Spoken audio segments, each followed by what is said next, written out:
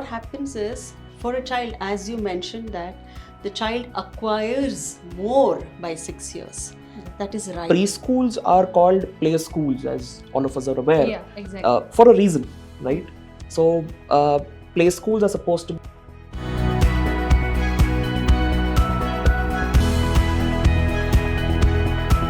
Hello, welcome to Ting Tang, where passionate minds meet to rethink education. I'm your host Arya Vidya, and today's episode dives into a topic every parent and educator is silently asking: how much is too much? Rethinking academic pressure in preschools. Academic pressure in preschools has become the elephant in the room. We are pushing too hard, too soon. Presented by ENN and powered by My School Admission, this thought-provoking discussion brings together visionary preschool founders who are redefining what early childhood learning should look like. With Education Today as our media partner, we are unpacking the balance between play and pressure, structure and spontaneity, and how we can create joyful, age-appropriate learning environments that nurture, not stress, our youngest learners. Stay tuned. Joining us today is Mrs. Kalpana Prasad, founder of Srushti Montessori. She is the pioneer in Montessori-based education with over a decade of experience. She founded Srushti, an inclusive Montessori school supporting neurotypical and neurodivergent children, a certified portage consultant and co-founder of the M-Spark app. She has been instrumental in advancing early childhood care and development through technology. Our next panelist is Mr. Chirag Agarwal, founder director of Early Ventions, Bengaluru. He is an award-winning serial entrepreneur, educator and motivator dedicated to transforming early childhood education in India. As the founder director of Early Ventions, he has pioneered innovative preschool, daycare and corporate childcare solutions for working parents. Recognized among India's top 40 under 40 education leaders, Chirag has received multiple national accolades for his contributions to ECCE. His vision continues to shape nurturing, high-quality learning environments for young children across Bangalore and beyond. We are directly getting into the panel discussion. So today's topic is how much is too much, rethinking the academic pressure in preschools. So when I get the topic, I got wondered, is the preschool kids are having academic pressure? Because the academic pressure is not in the scenario of for a preschool kids. Then I searched and I found out that the preschool kids are also having academic pressure. So we need to discuss this topic, and this is something we need to address in this scenario. So my first question is to ma'am. So the scientists say that at the age of 6, children learn the best till the age of 6. That is the best age for a kid to learn and acquire so many informations and highlight their intelligence and all. So are we sacrificing the emotional well-being in the rush of making them aware about learning, writing, and making them aware about maths and everything? I would like to put this across in a different way. See, what happens is, for a child, as you mentioned, that the child acquires more by 6 years. Yeah. That is right. What happens is, the sensitive period in a child is from 0 to 2.5 years, where he's just like a sponge. He starts observing that whatever he sees. So his sense organs are so active, and he take the impulses so strongly to his brain, and his brain starts developing. So once the brain starts developing the impulses, whatever he has, the impressions, whatever he has, he starts putting it across. Now, until 6, the child is so active. So giving academics in a pressure way is not good. Yeah. But for the child to run the rat race from the first standard, it is very important for him to get prepared himself to run the rat race. So what happens is, the child's sense organs has to be sensitized, empowered, but the concepts of math, language, whatever you give, should be given in such a way that the child starts exploring himself rather than sitting in a classroom, cutting down his creativity, just repeating and imitating what the others do. But we need to create citizens for our country such that young minds has to be rekindled depending upon their strengths of their left and right brain. For that, the child has to put their hands and learn. So once the child starts exploring by his senses, he is not pressurized. He is ready to run the rat race where he starts the academic year. So then it is not a pressurized situation at all. So what is happening is nowadays, I don't want to say that the schools are bad, but the schools, once you take them as a preschool, it should be a second home to them. Yeah, They need exactly. to give that freedom as what they have at home. They need to explore that exploring, whatever exploration they want to do, that they're going to put up at the next plane of their development, that is after 6. So, giving academics is not a pressure to the child, but following the child, following the pace of the child. During this following pace, if we find that there is some difficulty or certain, what do I say, like the child is not able to cope up, Yeah. that pressure, not having a clarity, then there is a time where we start the intervention and get it corrected so that he's prepared. Yeah, children need to have the space to explore till the Explore, age of yes, 6. yes. Adding on to that question, my next question is to sir. So, our preschools are unintentionally they are becoming a primary schools, focusing more on academics. It's an interesting perspective to look at. See, what I feel is preschools are called play schools, as all of us are aware, Yeah, exactly. for a reason, right? So, play schools are supposed to be schools where kids go, play, essentially explore their surroundings, learn by doing certain things and come back home. That's what a play school environment is usually like. Yes, I agree that considering a lot of external factors like competition, parent expectations, a comparison amongst children by parents and other things, there is a lot of things which preschools need to follow. Preschools are somewhere with a pressured mindset that okay, we have to cover all these curriculum, all this syllabus, the A to Z's and 1 to 3's has to be covered. That is something which is there, it will remain. But I feel that a child is, something like molten iron. You can mold it however you want, however you wish to. The child is ready to accept any piece of information that is given to him or her. As ma'am had also mentioned, the child is like a sponge. You can mold it however you want.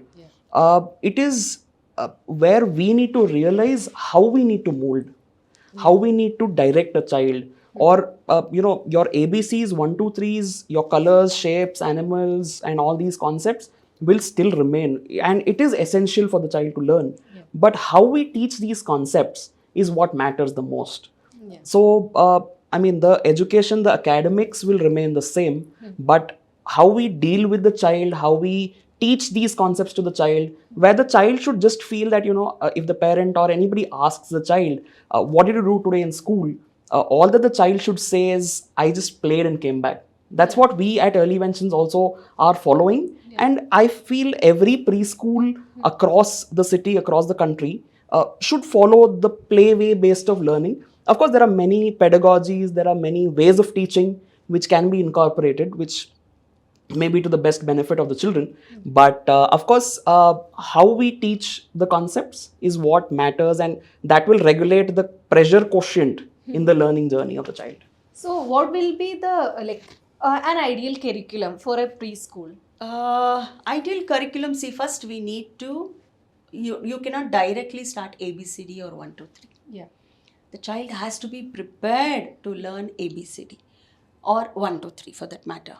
to take in the concept of ABCD, he needs to have a sitting tolerance. Yeah. Now, all three of us are sitting patiently and discussing about a topic. Now, if the child is not ready for this, you cannot directly give ABCD 1 to 3. So, there is a preparation for everything. So, what is that preparation? He needs to develop the concentration from a span of 2 minutes, 3 minutes, 4 minutes, 5 minutes, so that whatever concepts you give, it could be, now once you teach A, you just, A is taught in a different way. See, it could be a Montessori curriculum or it could be a regular curriculum. A is A or A is A. But how you give A, how you reinforce A, and what are the preparations for the child to learn A.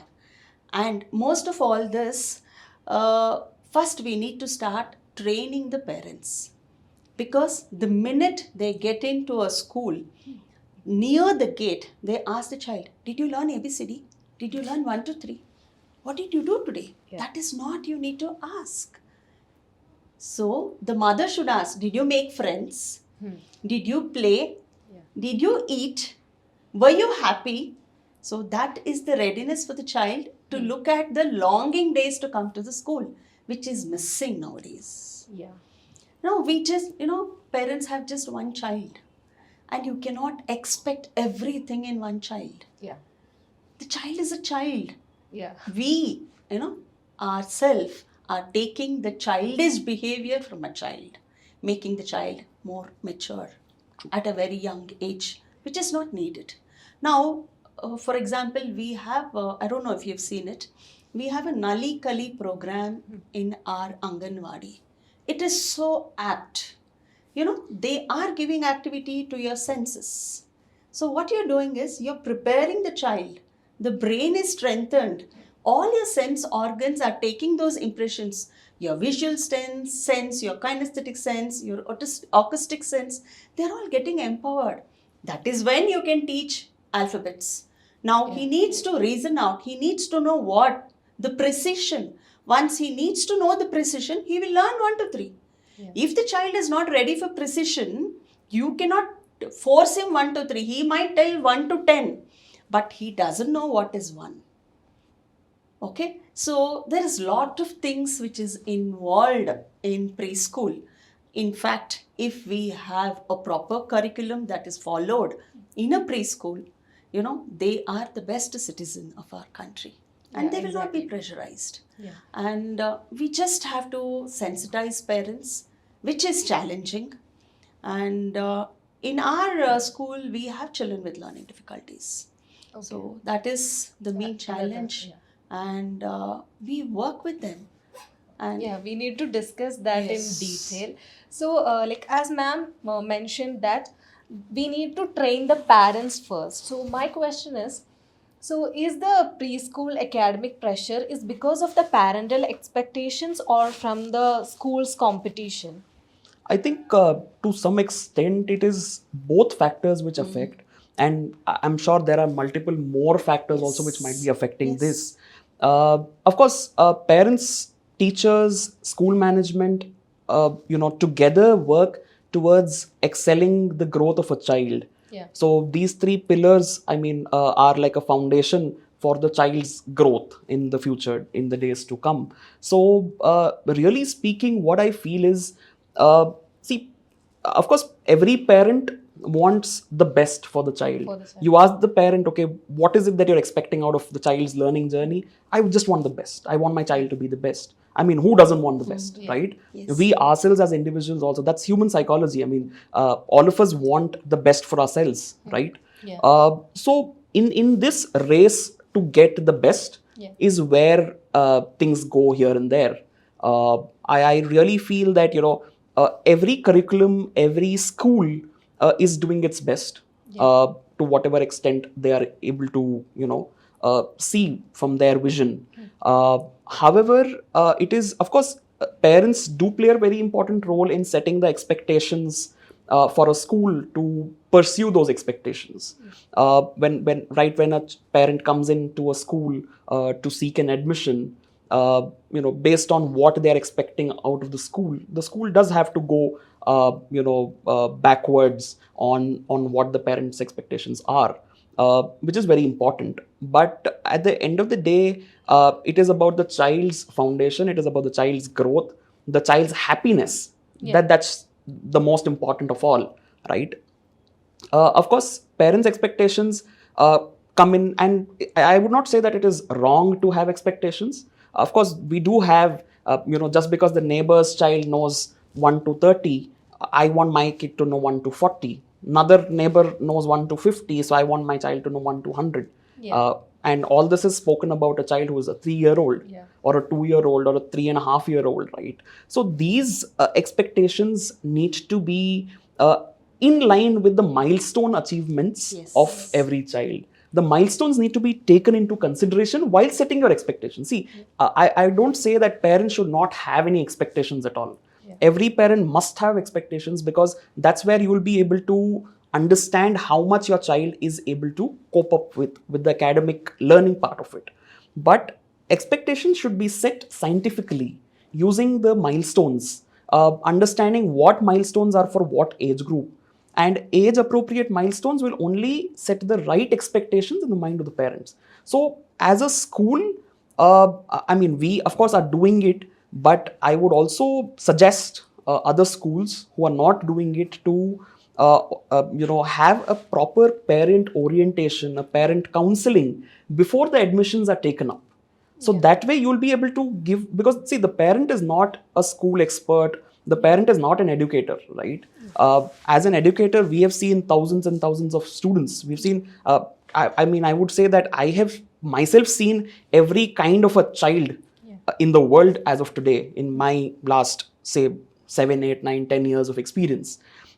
Similarly, the parent would have just seen that one child or 2 kids or 3 kids or 5 kids, right? So it is very important for the parent to be counseled, to be educated on what are the expectations like, what are the milestones for this age group.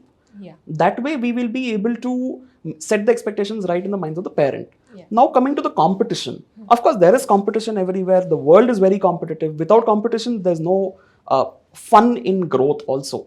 See, when there is competition and when we grow, when we excel, is where we feel that we've achieved something in life as well, right? If there's no competition, no one's going to work. So competition is essential. It's there across. For the kids also, there is a competition. There's a race which is there for getting an admission into the grade 1 or grade 2 or whatsoever. And at the same time, for the schools also, there's a competition, because if my academics in my school are not doing well, the parent obviously will switch to another school, which nobody wants, right? Which every school owner is also thinking about. So considering these factors, yes, it is important for every educator to follow a set curriculum, follow the guidelines issued by the NEP, issued by the NCF. These are frameworks for a reason, right? They're called frameworks for a reason. So we should follow these. We should see what best we can derive out of it. Of course, our experiences, practicalities can be added upon those, and it can be delivered to the kids. So that's how we'll be able to derive a good curriculum without pressure, or with very little pressure to the child, and at the same time achieve the milestones that are required for that particular age group. So that's my say on it. So as he told about the milestone, I just want to add on a few more things. That was the right word that he used. Milestone is very important for a child. Now, it is very important for the parent to stick on to that completion of one phase of milestone, that is 6 years, in with the one proper curriculum, and then move ahead. That also will be less pressurizing for a child. So that, maintaining that steadiness in sticking on to one place until he completes one milestone is also very important. And also coming to the fact that every parent need their child to be best, but being the best, they are like focusing on one thing, that is academics. The child need to be best in academics, but we know that each child is unique. They have their own skills and abilities. Everyone should not be best in academics. They have their own skills, they have their own abilities. So how do you balance all those things? See, now when you see the child developing, he develops on his own skills. Yeah. See, he might be a creative child, or he might be a very analytically strong child.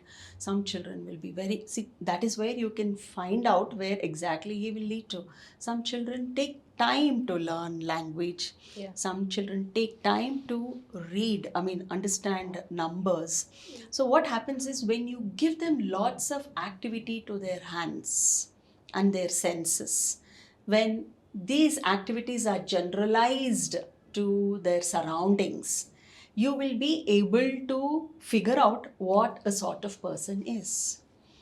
Okay, so once a child finishes 6 years, we will be able to recommend a school which is not pressurized for him, Yeah. which focuses on his creative skills. Yeah. And some children are very good in their analytical skills. Yeah. They just cannot draw. They just cannot color very good. But some children, when they are very creative, that has been there from 3 years, who were there with us, they have developed themselves to be an individual by that. And I think that has to be respected. And this happens only in a preschool. The creativity in a child is kindled only in a preschool, because you have so many activities, you have so many artworks where these children generalize it to their surroundings. By this, their creativity is not curbed. Yeah. Their individuality might be, their vocabulary skills might be, their music skills for that matter, dance. So in a preschool, we add on all this into the curriculum, so that you are giving a exposure to all this. But what the child takes and excels is his individuality. Yeah.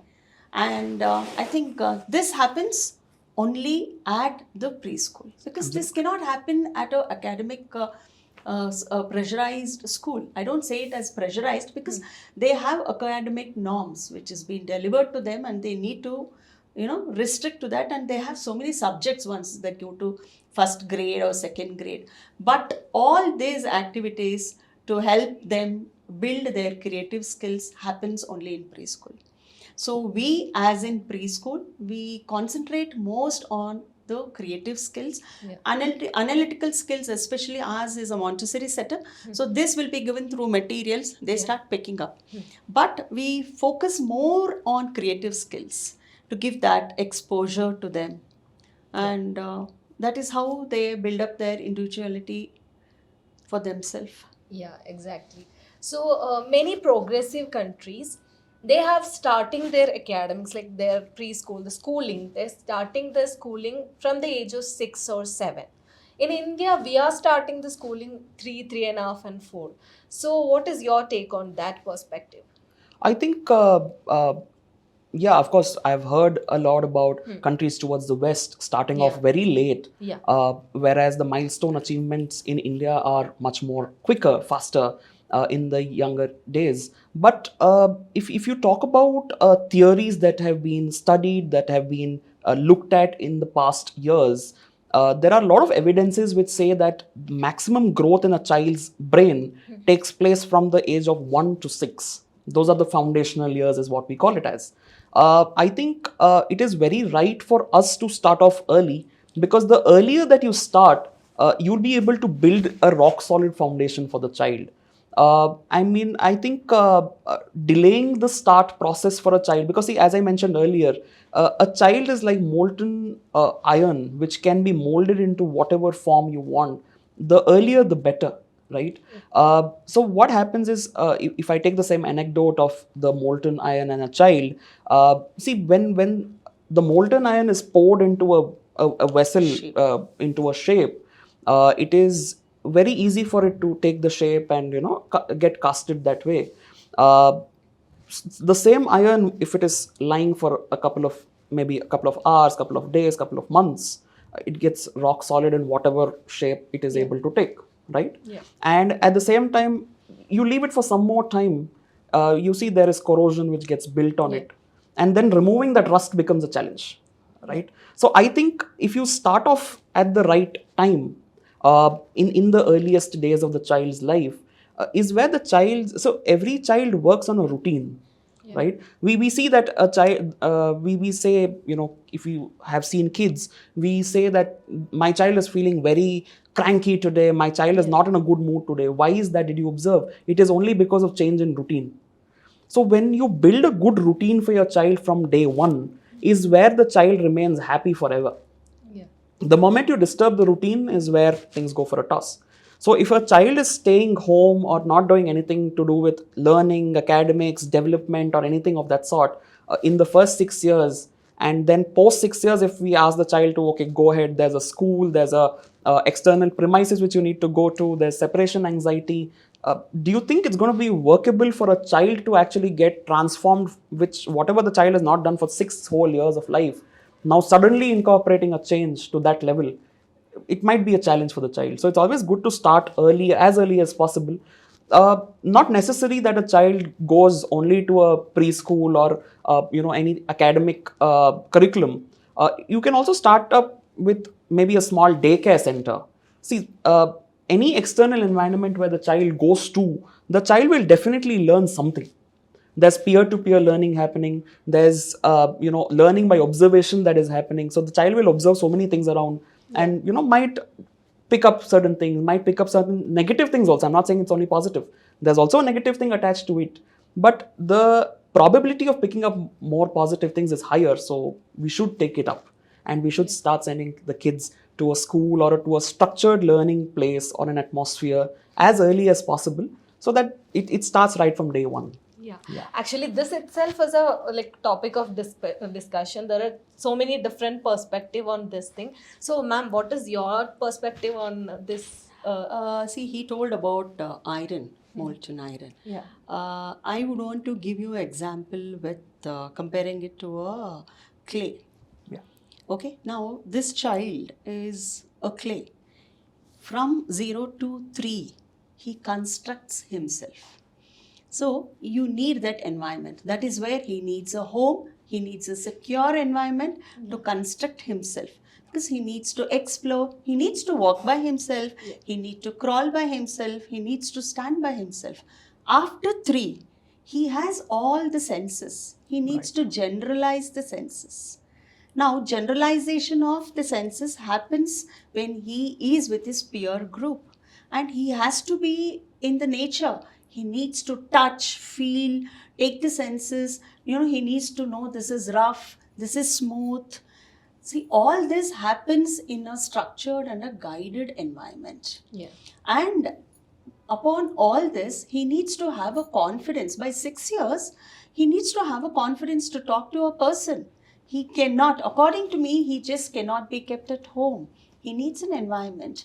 My friend told me about how you need to give them a structure. Definitely that structure is needed. But this structure has to be guided, and definitely it is not a pressurized structure. Now, the child from 3 to 6, in his sensitive period, he needs to sensitize himself, and the brain has to get developed. So, in India, whatever we are following, I feel is much needed. We don't pressurize on writing. No, writing is not a pressure that has to be given. But once the child is ready, the child mind awakens, he starts writing. When there is an inner urge, he starts fulfilling it. But this inner urge in a child cannot be curbed by a closed environment where he is not given exposure. So we are going through an interesting panel discussion. In between that, we are taking a small break.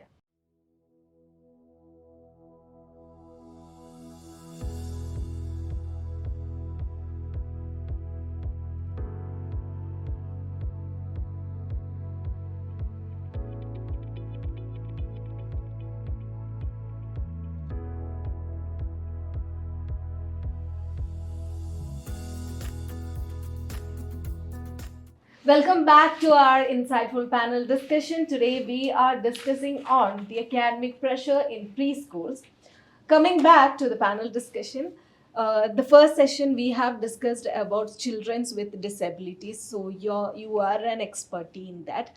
So how you manage kids like preschool kids of this difficult? They are having like differently abled and everything. So how you manage these kids when it comes to the preschools, like on the basis of academic pressure? See, now once I get an admission for a child with speech delay, Yeah. so once I see that there is a delay in speech, I start the intervention. So what we have to do is, we just suppose the child comes to me at 3 years without any speech. Yeah. I start working with him backwards. I check on his developmental delays. Now, my friend was telling me about milestone. So, what we do is, we check on the milestone from 0 to 3 years. And we start, once we check on all the areas, it could be a cognitive, it could be a social skills, and all 5 areas. There are 5 areas. Once you check on that, you get to know the delays where there are lags. Now, for the child, for delayed speech, where he starts babbling from 1.2, 1 year, 2 months, his babbling has not been decoded to speech. Okay? In case that is the difficulty that we see there in a child, this has to be addressed. So now, with respect to language, the child readiness would be just around 1.2. Yeah. Okay, so his fine motor and gross motor would be exactly around 3. So what we do is, we start working with an additional speech therapist to work on this developmental delays with respect to speech. So the many factors with affect speech, it could be screen, it could be oral motor issues over the mouth, and mostly nowadays it is because of overexposure of screen to the child. And once the child starts babbling, it's not been decoded properly. Means to say, when we were all young, we were all 3 to 4 at home, and we had grandmothers with us, and the grandmother used to keep on talking to the child. Yeah. So when the child says ah, so that ah used to be translated to any gestures that the child was doing. So that is the decoding which would have missed at the developing stages. So with this, the kinesthetic sense might be very high, where the child is not able to sit, concentrate. For the speech to happen, he needs to listen. His auditory function should be high. He should be processing whatever sounds he hears. So there are many factors that we need to work on. So depending upon the assessments, whatever the child has the delays, we give the individual educational plan to this. We have a IEP done, and the parents are trained. So we have a platform called MSpark, where we give them training. We give the goals to the parents, the therapists, and the teacher, the resource teacher. They're all in sync. Okay. So these children, they're not with cerebral palsy or mental retardation children. They are the children with developmental delay or global developmental delay. That is, their milestones when they were born might have been delayed by 6 months or 7 months. So when the intervention is given to these children, they progress. They might be not progressing as fast as the normal children, but with this intervention, special education, lot of help, therapies, there is a possibility for the child to reversal his difficulties. And this happens very well with the Montessori materials. Dr. Maria Montessori had designed materials for children with difficulties, and especially the sensorial materials are sensitizing to the children. So most of their difficulties, gets reversed. But there's a lot of work as an institution level, and at the as the teacher, as the coordinator, and the parent. And most of all is the acceptance for the parent. The parent should accept the child the fact that the child is with difficulty. Yeah. All of us cannot be doctors or engineers. Yeah. If I tell everywhere, if there are only doctors, where will the doctors have patients? Yeah, exactly. Where there are only engineers, where they will have others where they can put up their machineries. No, that is the ecosystem. This pressure to become a doctor or Yes. engineer or any high like paying professional, that starts from the preschool. Yes. Is it true that it starts from the preschool level? Of late, I think it is less. No, sir? Yeah, I think the Parents have parents are understood. not. Yeah, parents are acceptant these Yes, days. these Parents days know that- that okay, this is the Parents years to are more play. aware. This is the Yes, years to because- enjoy. Because Because learning will go on for the life. And Yeah. they have gone through the pressure. Yeah. And So they don't if want- they are in a place where there is so much of pressure, they wouldn't want their children to take that pressure. Yeah. So that insight is there, but accept the child as he is and give him the intervention, and definitely he will progress. Yeah, exactly. Parents are more aware in Yes. these days. Yes. Yeah, that's it's a good fact. And also, coming to the next question, so sir. So, in your experience, in your perspective, what will be some effective play-based or experiential learning approaches to teach the teachers like the essential skills without turning into the learning race?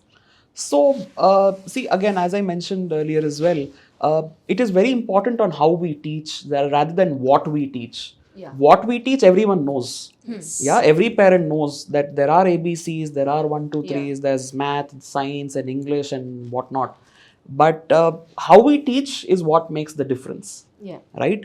So, when we talk about early years, yeah, the learning process should be involving more of play, hands-on activities. Creativity. It should have creativity. It should have activities where the child feels involved. It's more of a child-centric form of learning rather than a teacher-centric learning. Yeah. So by child-centric learning, what I mean is now every child, so I always tell this, and I'm a strong believer of this, that every child in the world, in the universe is gifted. It is just that every child unwraps these gifts at different points in time. So every child's milestone at the earlier level is different, wherein of course there are standard milestones which we try to achieve with every child, but not necessary that every child would also achieve the same milestones Yeah, exactly. at the end of the day. Yeah. So we as institutions, we as schools should make sure that every child is understood. We try to understand as much as we can. Of course, the child remains with us for what, 2, 3, 4 hours in a day. Yeah. So of course, a thorough understanding or a roundabout understanding is not practically possible, Yeah. considering that the preschool is just not handling 1, 2, or 3 kids. It is a large strength of kids which we are handling. Yeah. But as far as possible, we should try to understand the child over a period of time and then devise a plan of action based on the child's requirements as much as we can. So that way what will happen is the child's learning will not be compromised. Yeah. The child will learn whatever we teach in the best possible manner. And again, if you see theories, there are a lot of different pedagogies. We've heard about, all of us have heard about Montessori, Reggio's approach of teaching, Waldorf philosophy. There are a lot of other methods of teaching which are followed. So we, at our early Vention chain of schools, what we do is we have amalgamated the best practices from all these different pedagogies Okay. to make an integrated curriculum wherein the child is able to learn in different formats. So there might be a child who is seeing certain things and learning it. There might be certain kids who are hearing certain things and learning it. There are certain kids who are doing both. There are certain kids who learn by doing something. Yeah. So every child has their own way of picking up information. Yeah. So what we do is when we amalgamate all these pedagogies, the best practices from these pedagogies, that's where we are able to derive a beautiful curriculum out of it, wherein if it is delivered in the right way to the child will have a zero pressured learning, but at the same time the child is ready for the competitive world outside as well. Okay. So the expectations of parents of the outside world as well as the Indian education system as of today is met all at once with this amalgamation of curriculum. Okay. So that's my say on this. Okay, that's a very good way of teaching kids. Yeah. So, ma'am, I'll ask a question and we'll wrap up the panel discussion. So, what is the one thing if if I'm giving you a one scenario that you could change one thing from the preschool curriculum that will pressurize the kids, that what will be that?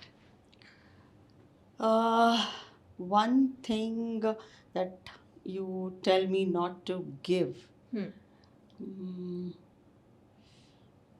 I think parents should stop giving a screen, taking them out a lot, giving them the real exposure to the nature, giving them the thought about the creativity, putting them a creative mind in the child, and spending a lot of time with the child. That, that itself gives a lot of confidence in the child. So that itself brings a very good development in a child. Exposing him to nature. And with the technology, I understand that technology is there. Without technology, we couldn't grow. We were not able to reach this height. But for a child, I think it is very important for us to limit it and give him exposure to the nature. Let him travel. That will help to reduce a much more academic pressure. So, sir, what is your thing? I think if I would talk about one key takeaway from the entire discussion, and for the parents, for the education fraternity, it would be stop comparing kids. Yes. Every child is unique, every child is different. Accept the fact and work backwards on how we can make this child who is a unique one to achieve success. So, don't compare kids, but rather accept that there are all the kids are different. Unique. All kids learn in a different way, follow different pedagogies, follow different amalgamations as we have done, and that's where we'll be able to create a difference in the child's early years. The child might not remember us after 10 years or so, because the kids who we are catering to are very small, but definitely the difference that we create will be definitely be remembered. So that's what we should be doing as educators. Actually, this is a very insightful panel discussion session. Like, we have talked a topic that needs to be addressed, because children in this scenario, like with a very competitive world, they should not be pressurized from the preschool. Because they should be free to explore, free to learn by themselves.